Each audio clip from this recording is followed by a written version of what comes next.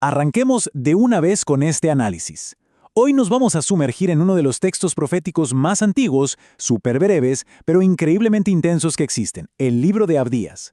Básicamente vamos a desmenuzar una narrativa llena de drama. Hablamos de cambios geopolíticos masivos, alianzas traicionadas y sobre todo un profundo sentido de justicia cósmica. Es realmente fascinante ver cómo un texto milenario logra detallar de una manera tan precisa cómo se viene abajo toda una nación. Bien, entremos de lleno en esto observando la actitud arrogante que básicamente enciende todo este conflicto. Escuchen bien esta cita del versículo 3. ¿Quién me derribará a tierra? Esa es la voz de Edom, una nación vecina de Israel. Y bueno, con esa simple pregunta retórica, ¡pum!, el texto establece toda la tensión. Es como si dijeran al mundo entero, somos intocables. Es un reto directo de una nación que, la verdad, está cegada por su propio ego. Así que pasemos a la primera parte de esta historia. La humillación de Edom. El texto original usa unas imágenes visuales impresionantes. Imagínense el contraste. Por un lado, tenemos a Edom volando alto, remontándose como un águila y armando su nido literalmente entre las estrellas. O sea, el orgullo en su máxima expresión. Pero luego viene la otra cara de la moneda. Desde esas mismas estrellas van a ser derribados de golpe a la tierra. Es una caída libre. Una nación que se eleva hasta lo más alto por pura arrogancia, solo para ser humillada de la manera más abrupta posible. Y ojo, porque esta destrucción no va a ser un susto y ya, va a ser total. Piénsenlo así, si unos ladrones entran de noche a una casa, o si unos recolectores recogen uvas en el campo, pues siempre dejan algo, ¿no? Se llevan lo que pueden y salen corriendo. Pero el texto nos dice que con los tesoros escondidos de Esaú, es decir, Edom, la historia va a ser súper diferente. Van a ser saqueados al 100%. Literalmente no va a quedar ni el rastro de su antigua riqueza. Lo que nos lleva a nuestra segunda sección, el engaño del orgullo. Si analizamos un poco en qué basaba Edom su seguridad, vemos que tenían tres pilares, que al final resultaron ser trampas gigantes. Primero, la soberbia de su propio corazón. Puro autoengaño.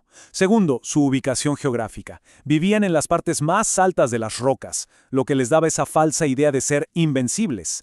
Y tercero, confiaban ciegamente en sus aliados políticos. Y aquí viene lo trágico del asunto. Esos mismos aliados con los que se sentaban a comer fueron los que les tendieron la trampa, los empujaron y los traicionaron por la espalda. A todo esto hay que sumarle algo que es tácticamente devastador. Edom no solo pierde su dinero y su territorio, pierden el cerebro y el músculo de su nación en un instante. Para darles un poco de contexto, Temán era famosísima en la antigüedad por ser un centro intelectual con los pensadores más brillantes.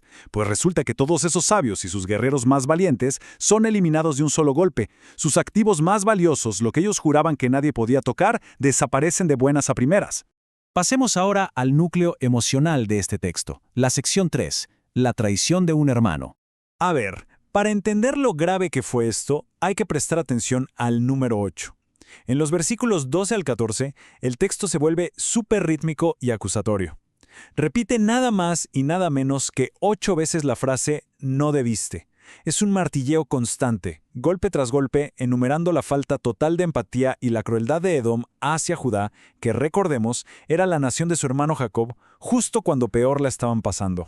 Entonces, el punto clave aquí es cómo se fue dando todo paso a paso en una escalada de terror.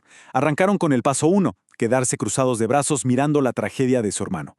Luego pasaron al 2, alegrarse y celebrar esa desgracia.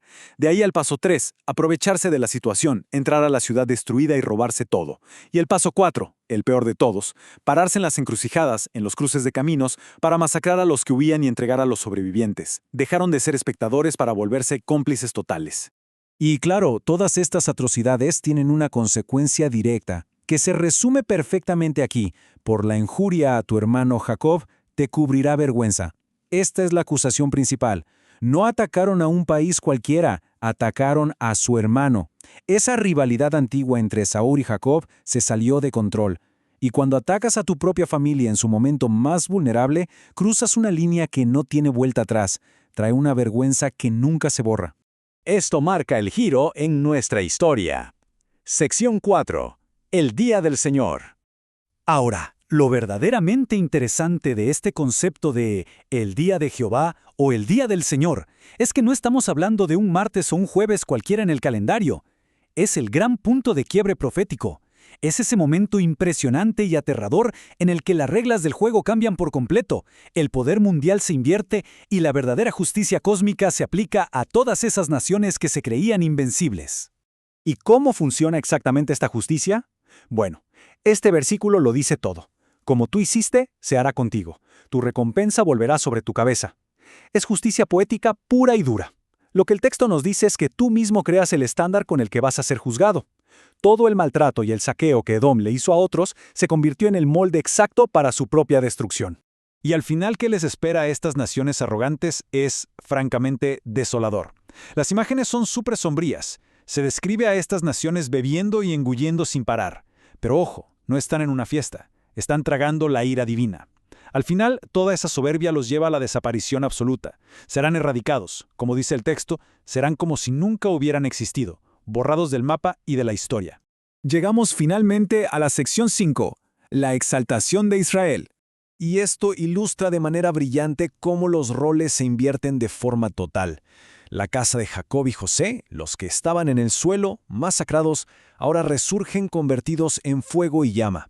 Y en el otro rincón, la casa de Esaú, la antes poderosa Edom, queda convertida en estopa, en paja seca.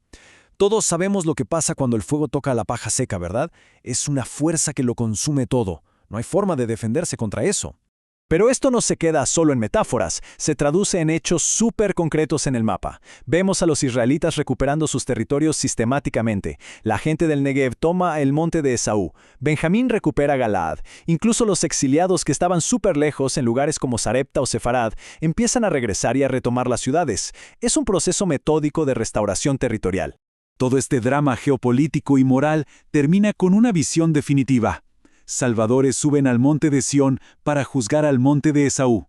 Aquel bastión del orgullo que se creía en las estrellas finalmente rinde cuentas. Y el texto cierra con broche de oro declarando que, al final de todo, el reino será del Señor. Es la conclusión total del conflicto. El orden se restablece y la soberanía divina prevalece sobre cualquier poder humano. Después de analizar todo esto, hay una pregunta que nos queda haciendo eco en la cabeza. ¿Qué sucede cuando el orgullo ciega a una nación ante su propia vulnerabilidad? Es una lección gigante, ¿saben? La arrogancia y la crueldad no te hacen más fuerte, al contrario, construyen tu propia trampa.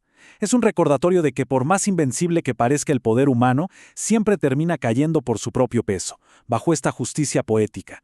Definitivamente, algo para llevarnos y seguir reflexionando. Muchas gracias por acompañarnos en este análisis.